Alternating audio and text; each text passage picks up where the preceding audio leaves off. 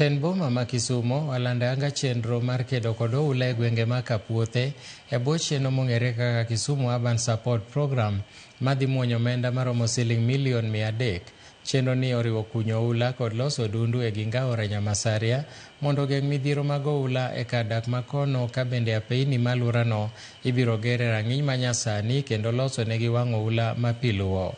Maneja mar boma no Abala Wanga owacho ni girucho oko paro machon mane nitiere mar daro oganda alworano, kaluwore ni rang'iny midhi ti godo ok ochuno ni nyaka dar ji kawuok kanyo. Chakruok mar gedo no ochan ni dhi timore e dwe mar 7 tok sumo pach oganda e thuolo ma jumbe mabiro. Kuom mano okwayo jodak ma alworano mondo mi kik rwak siasa e chenro no. Canneling that will be done, improvement of the dikes. Through KUSP, it is the 6th project to be undertaken with over 300 million. We have realized you want to stay there, so let us control the water and you exist there. So we are coming with a plan. It is Nyamasaria River, how it feeds water. It is Aleura and Wigwa, together with the sewer system.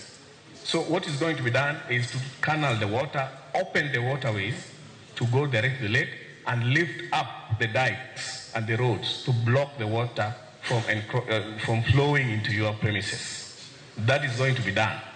Because the first option of resettling you refused. Because Mamboleo, there is no flooding. There's a lot of land. If you don't want that, let us coexist you there.